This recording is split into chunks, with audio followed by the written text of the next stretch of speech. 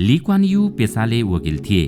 बेलायतमा पढेर फर्किएपछि सिङ्गापुरमा उनले आफ्नो सार्वजनिक तथा पेशागत जीवनको सुरुवात नै पीडित मजदुरहरूको मुद्दा लडेर गरे।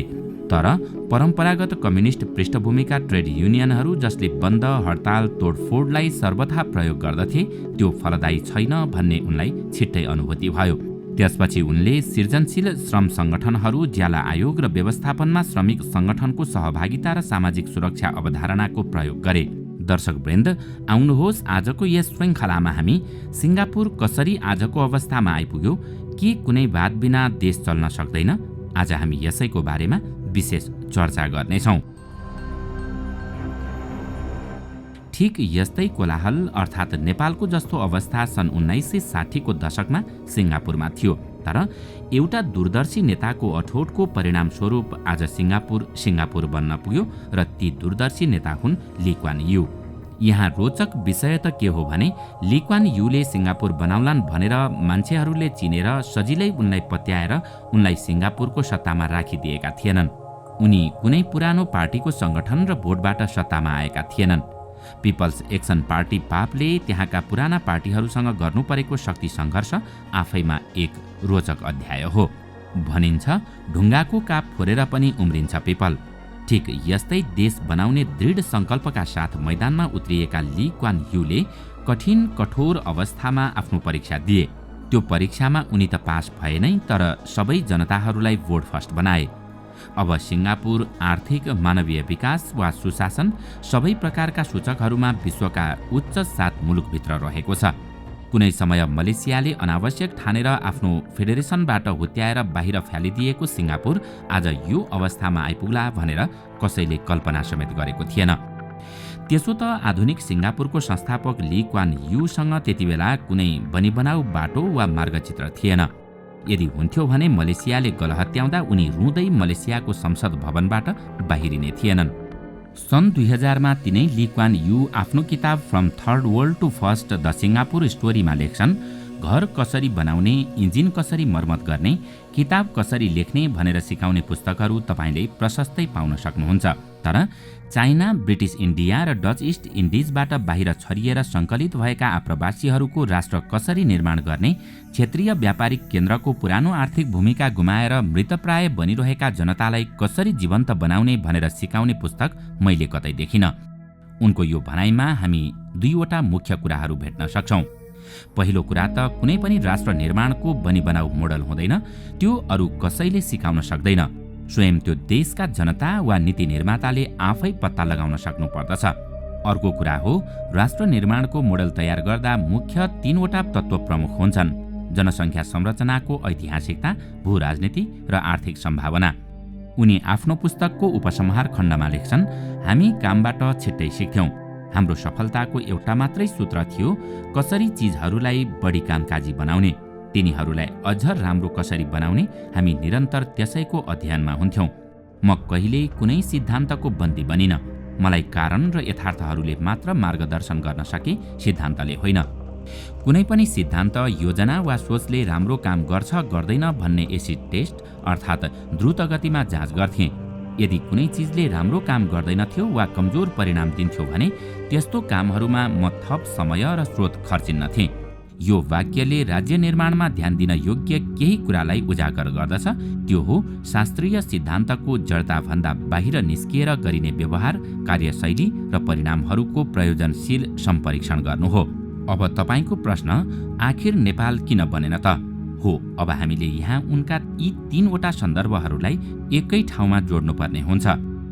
हामीले हाम्रो जनसङ्ख्या संरचनाको ऐतिहासिकता र मनोविज्ञानलाई कति महत्त्व दियौँ वा दिएनौँ? हामीले हाम्रो भू राजनीति र आर्थिक सम्भावना बीच तारतम्य मिलाउन सक्यौँ वा सकेनौँ? हाम्रा लागि पुँजीवाद वा साम्यवाद वा औद्योगिक क्रान्तिकालीन युरोपेली सिद्धान्तहरूको अतिशय मोह र त्यही मोहमा आधारित राजनीतिक ध्रुवीकरण किन प्रिय बन्यो? किन हामीले रिजल्ट नदिने सिद्धान्तहरूलाई बोकिराख्न चाह्यौँ? ली क्वानको अनुभवको ऐनाले हामीलाई देखाउने प्रतिबिम्ब सायद यी प्रश्नमा धेरै हदसम्म अन्तर्निहित छन्। सिङ्गापुरको जनसङ्ख्या संरचनामा मुख्य 3 जाति तथा भाषिक समूह मिलेर बनेको थियो: चिनिया, मले र इन्डियनमा पनि विशेषतः तमिल। सिङ्गापुर आएका चिनियाहरू मूलतः दक्षिण चीनका आप्रवासी थिए। उनीहरू मेन्डरिन बोल्थे, मलेहरू मले बोल्थे, भारतीयहरू तमिल बोल्थे। धार्मिक हिसाबले चिनियाहरू कन्फ्युसियसवादी अभ्यासमा आधारित बुद्धिस्ट थिए। मलेहरू मुस्लिम धर्म मान्थे, इन्डियनहरू हिन्दू थिए। यी तीनवटै आप्रवासी समुदायका आफ्नै धारणा, सामाजिक मूल्य मान्यता र ऐतिहासिक मनोविज्ञान थिए। अर्कोतिर सिङ्गापुर लामो समय बेलायती साम्राज्यको अधीनमा रहेको हुँदा पश्चिमा संस्कृति र अङ्ग्रेजी भाषाको प्रभाव सबै जातीय समूहमा उत्तिकै थियो। त्यसो त मलेहरूमा मलेसियाबाट बाहिरिनु परेको पीडा थियो।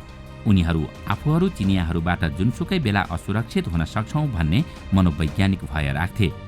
मले र चिनियाहरूको बीचमा कुनै सानो दङ्गा वा भनाभन हुने बित्तिकै उनीहरू सिङ्गापुरलाई फेरि मलेसियामा गाभ्नुपर्ने कुरा गर्न थाल्थे। भारतीयहरू मूलत यहाँ श्रमिकका रूपमा आएका थिए।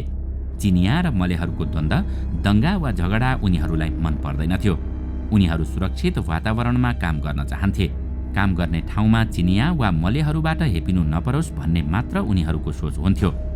सिङ्गापुर मलेसियामा गाभिनु पर्छ वा स्वतन्त्र हुनुपर्छ भन्ने विषयमा उनीहरूको कुनै बलियो मत थिएन।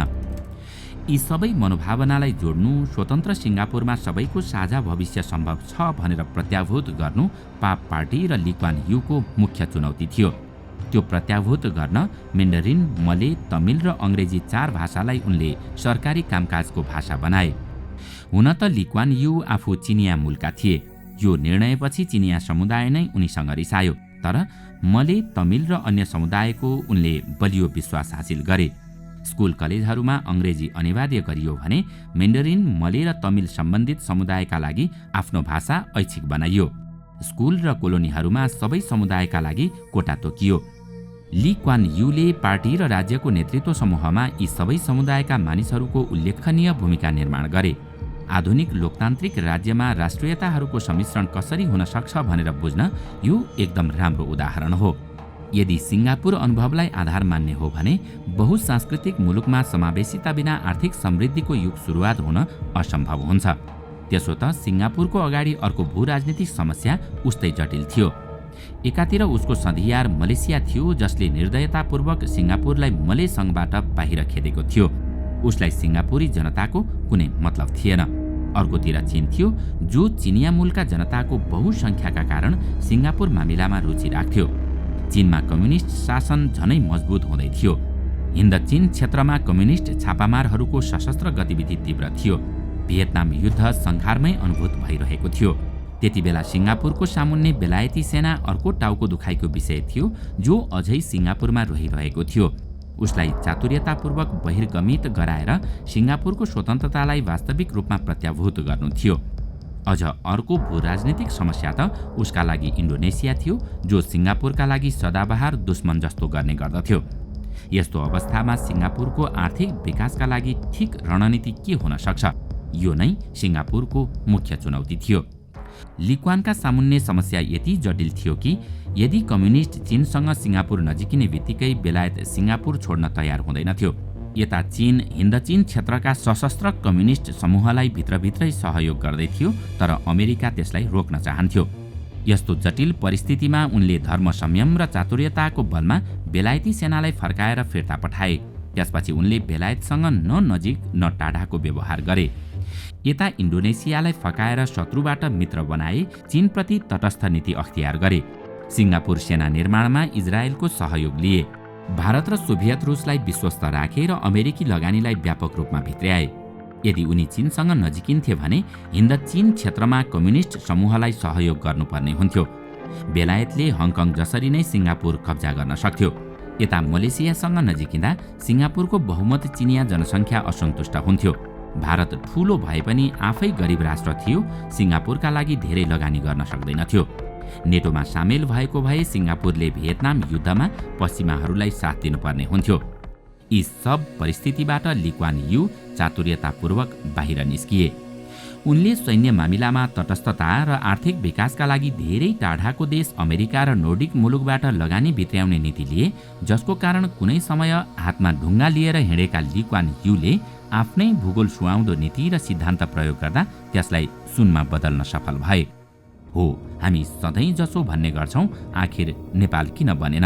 अनि नेपालभन्दा धेरै पछि अस्तित्वमा आएका देशहरू कसरी विश्वमै विकसित देश बन्न पुगे? अनि निराश हुँदै भन्ने गर्छौं, नेपालमा त्यस्तो कोही नेता नै जन्मिएनन् जसले यो देश बनाउने अठोट लियोस्। तर सत्य के हो भने नेपालमा धेरै क्रान्तिहरू भए, अनेक वादहरू भित्रिए, तर कुनै पनि क्रान्ति र सिद्धान्तले यहाँ राजनेता जन्माउन सकेन, किनकि हामीले हाम्रो भूगोल सुहाउँदो नीति लिएनौं। हामी अरूकै विचारबाट ग्रसित भयौं, हामीले हाम्रो विचार कहिल्यै दिन सकेनौं। हो, हामीले राणातन्त्र फाल्यौं, पञ्चायत फाल्यौं, राजतन्त्र फाल्यौं, अहिले हामी संघीय लोकतान्त्रिक गणतन्त्रमा छौं। हुन त सुन्दा तितो लाग्ला, तर यो सत्य हो। हामीले व्यवस्था परिवर्तन गर्यौं, तर अवस्था कहिल्यै सुध्रिएन। आखिर किन त? अब यसको जवाब खोज्ने बेला आएको छ। दर्शकवृन्द, आजको श्रृङ्खला तपाईलाई कस्तो लाग्यो? हामीलाई कमेन्टमा अवश्य बताउनुहोला। साथै आजको श्रृङ्खला तपाईलाई राम्रो लाग्यो भने लाइक तथा सेयर गरी हाम्रो च्यानललाई सब्स्क्राइब गर्न नभुल्नुहोला र साथमा रहेको बेल आइकन पनि थिच्नुहोस्, ताकि हामीले अपलोड गर्ने नयाँ भिडियोको जानकारी सबैभन्दा पहिला तपाईलाई प्राप्त होस्। आजका लागि यति नै।